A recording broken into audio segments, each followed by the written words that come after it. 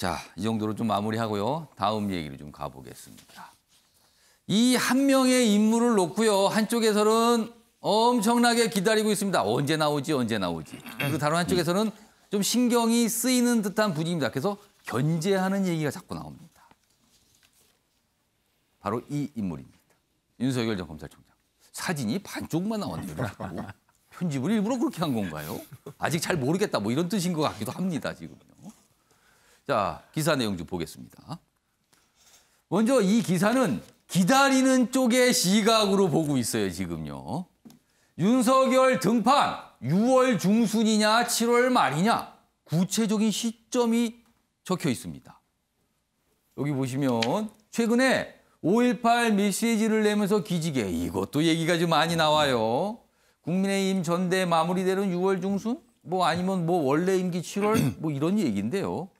뭐 내용이 좀 쭉 적혀 있는데 요 얘기는요. 먼저 김병민 교수께. 네. 이 기사에서 설명하고 있는 6월 중순, 7월 말, 뭐 이런 가능성, 구체적인 시기를 얘기했는데 이게 어떤 이유에서 이런 시기가 계산이 되는 겁니까? 6월 중순은 누구나 예측할 수 있는 거죠. 그러니까 6월 11일이 국민의힘의 새로운 전당대회이기 때문에 이 전당대회에서 과거로 회귀하는 국민의힘의 모습이 있을 거냐, 미래를 향하면서 윤석열 전 총장의 넓은 공간들이 열릴 것이냐를 보고 난 다음에 윤 총장이 대권 행보에 나서는 것이 합리적이다. 그러면 한마디로 말해서 누가 당대표가 되고 지도부에 뽑히는가 이걸 보겠다는 거예요? 이게 거의 모든 뭐 정치평론가들이나 일반적인 정치에 관심 있는 분들도 생각할 수 있는 지점이고요. 7월 말에 얘기하고 있는 경우들은 조금 색다른 해석인데 지금 나오고 있는 기사의 내용들 중에서 7월 24일을 꼽습니다. 윤석열 전 총장이 원래 검찰총장직을 수행하고 있었으면 7월 24일까지가 법으로 규정한 2년의 검찰총장 임기인 거죠. 근데 그걸 이제 어쩔 수 없는 상황에서 그만두고 나오지 않았습니까? 그래서 7월 24일까지는 비록 검찰총장직을 던지고 나왔지만 여기에 대해서 검찰총장을 정치에 이용하지 않았다라고 하는 본인의 의지를 피력하기 위해서 그 이후로 미룰 거다라는 해석들이 있는데 저는 거기는 좀 약간 6월 중순보다는 7월 말설은 약간 뭔가 설득력이 조금 약해 보이기도 하는데요. 하지만 7월 말설보다는 7월 중순설을 하나 더 얘기를 하고 싶은데요. 7월 중순설이요? 네, 왜냐하면 7월 11일이 이제 내년 3월을 앞두고 있는 대통령 선거의 본격적인 레이스가 시작되는 날입니다. 예비 후보 등록이 시작되기 때문에 먼저 앞다퉈서 출발선에서 막 뛰어가고 있으면 후발주자 입장에서는 여론조사 지지도가 높아도 불안할 수밖에 없거든요.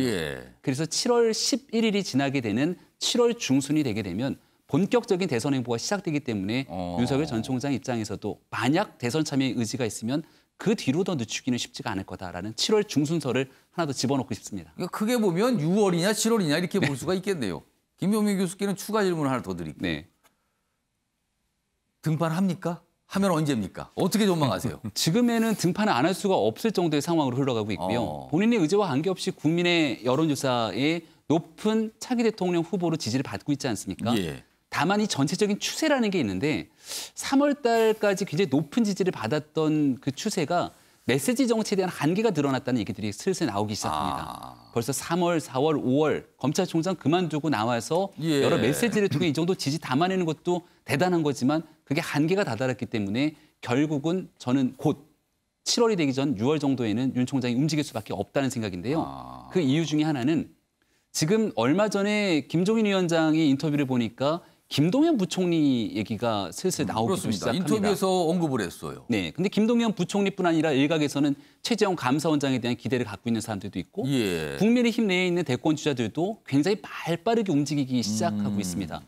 근데 만약 6월 정도가 되는 상황 전에 먼저 이렇게 거론되고 있는 대권 주자들이 사람들과 세를 형성하면서 새로운 바람을 일으키기 시작하면 아마도 지금 지지율이 높게 나오는 윤 총장 입장에서도 고민이 많아질 것이기 때문에 저는 등판하는 시기는 다른 주자들의 행보와 발맞춰서 조금 빨라질 수밖에 없을 거라고 전망하고 예측합니다. 그러니까 구체적으로 모습을 드러내지 않으면 이 높게 가고 있는 지지율 이거 유지하기 만만치 않다 이런 말씀을 들리네요. 최영호 고문님 하실 말씀 있으세요? 선거 공학적으로만 보면요. 6월 11일 날 국민의힘 전당대회가 있잖아요. 근데 6월 21일이 뭐냐면은 민주당 대선 후보 예비 경선이 시작되는 날이에요. 그러면 정치 공학적으로는 딱 그 사이에 들어가야 됩니다. 그래야 이제 진짜로 뭐 정치 경험도 없고 그다음에 모든 언론들의 스포트라이트를 받을 수 있는 부분들. 그래서 저는 6월 11일부터 21일 사이에 어떤 정치적인 그런 얘기를 해야 되고 데뷔라는 건 일생에 한 번이잖아요.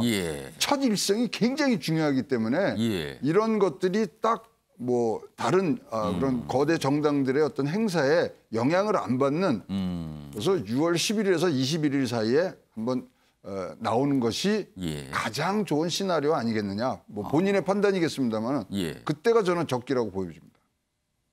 그러면 종합으로 하면 뭐 7월 말까지 안 나오면 뭐 이거는 없는 거다. 뭐 이렇게 보이네요. 지금요. 시야는 그 정도다라는 겁니다.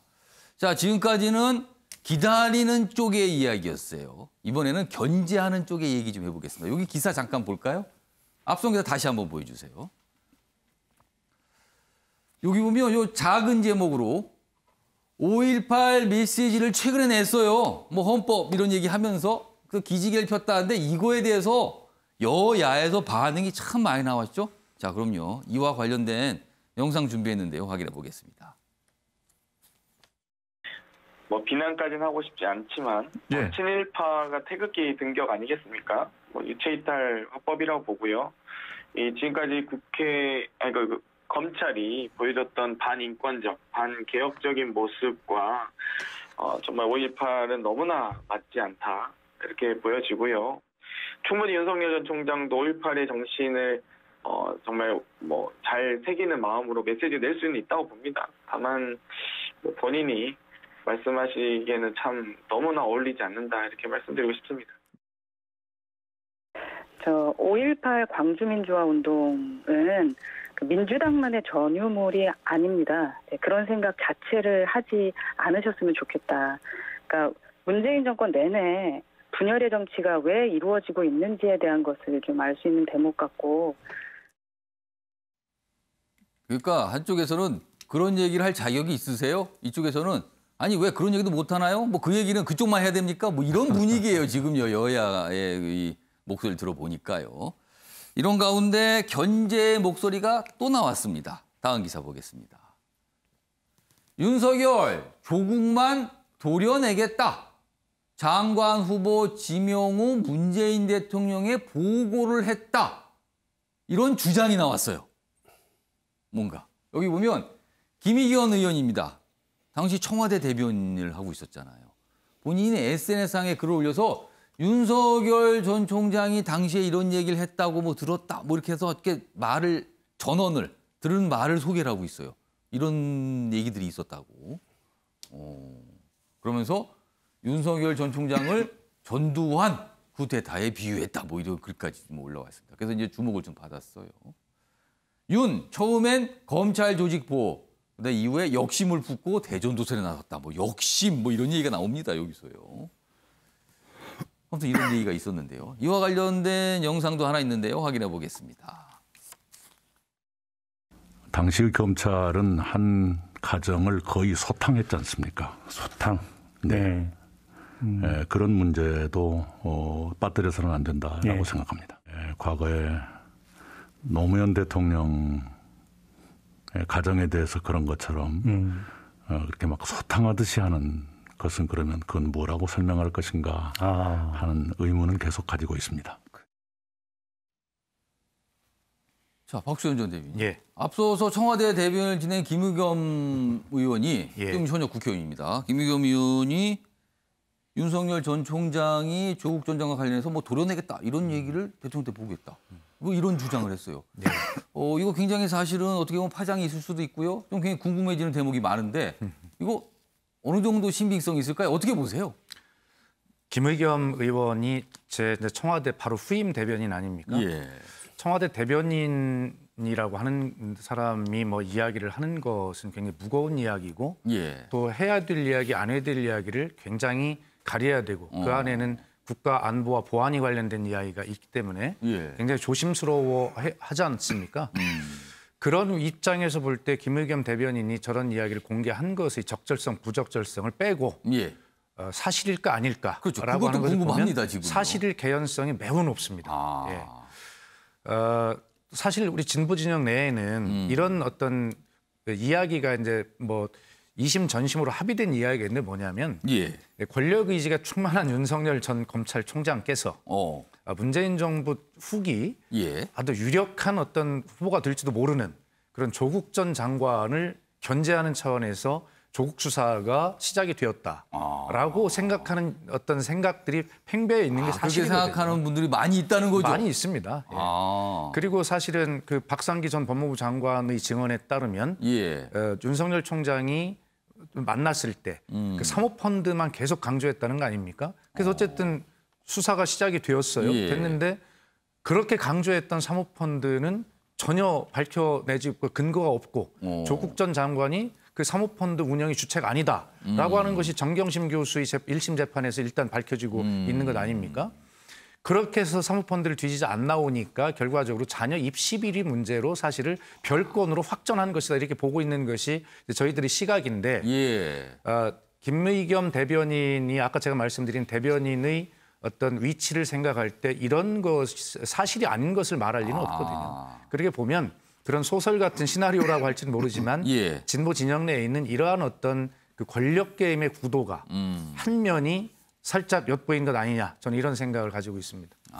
물론 개인적 생각입니다. 알겠습니다. 뭐 아직까지 뭐 모릅니다만 일단 그렇습니다. 그런 추정 뭐 분석을 해주신 거예요 지금. 최영학 의원님. 여당 내에서 견제 발언이 약간 빈도가 높아지고 있어요. 그렇죠. 아무래도 의식을 한다는 걸까요? 근데 처음에 윤석열 전 총장 나왔을 때 윤석열 전 총장은 반사체지 발광체는 아니다 그러는데 이렇게 뭐 발광체의 역할을 한다 그러니까 또 반사체 단계는 넘었다고 평가하는 겁니까? 그럼요. 이렇게 해서 반사체를 더 빛나게 해주시는 거는 사실 여당의 이거는 패착입니다. 정치인들에게 가장 뼈아픈 이 벌은요. 잊혀지게 하는 거거든요. 이렇게 해서 자꾸만 키워주시는데 이거는 윤석열 측에서 보면은 정무적으로는 고맙죠. 그 진정한 견제는 아예 언급을 안 하는 거다. 그럼요. 그럼 말 한마디 했는데 이렇게 진짜로 몇 명이 지금 이거에 대해서 얘기를 하고 있습니까? 그러니까 이거는 띄워주는 효과인데 이거 어떻게 될지 모르겠습니다만 저는 김의겸 의원이 이렇게 자기 직무 수행 과정에서 얻었던 얘기들을 이렇게 얘기하는 것 자체가 저는 좀 이게 좀 사실 안 맞지 않느냐 이렇게 생각합니다. 비서실의 비자는요 감출 비자거든요. 근데 김의겸 의원이 이런 얘기 하니까 진짜 우리 옆에 계신 박수현 대변인이 얼마나 직무를 잘했고 이런 것들에 대해서 관리를 잘하고 아무 얘기를 안 한다 그 뜻입니까 지금? 청와대 얘기 절대 안 하시잖아요. 그러면서도 정확한 얘기들을 해주시니까 진짜로 옆에서 같이 하는 게 제가 영광입니다. 칭찬해 주셨어요. 김의겸 대변인과 저를 이렇게 갈라놓으려고 하는 약간 좀 다르다. 이렇게 말씀하신 거네요. 기왕에 말씀 좀 짧게만 한마디만 붙이면 그래서 윤석열 전 총장께서 5.18 메시지를 이제 내고 지금 이낙연 대표, 장경태 의원이 이렇게 발언하는 약간 좀 비판을 했어요. 봤잖아요. 그런데 저는 이렇게 정리를 제가 해드릴게요. 여당에서 윤석열 총장이 메시지를 낼 자격이 없다 이렇게 이야기하는 것이 아니라 메시지는 좋은데 거기에 5.18은 지금 현재이고 또 미래라라고 하는 훌륭한 말도 남겼지 않습니까? 그리고 앞으로 정치인으로 입문을 하게 되면 5.18의 미래를 어떻게 가야 될지도 그 중요한 얘기도 해야 될 거예요. 그런데 중요한 건 거기까지 했으면 좋은데 더 나갔어요. 그 뒤에 뭐냐면 5.18은 특정 진영의 전유물이 아니다. 그리고 쓰다가 필요 없으면 버리는 것이 아니다. 이렇게 이야기를 했어요. 한번 그걸 생각해 보면 허은하 의원도 이야기를 했지만 5.18은 민주당만의 전유물이 아닙니다. 이렇게 이야기를 한 거예요. 윤석열 총장이.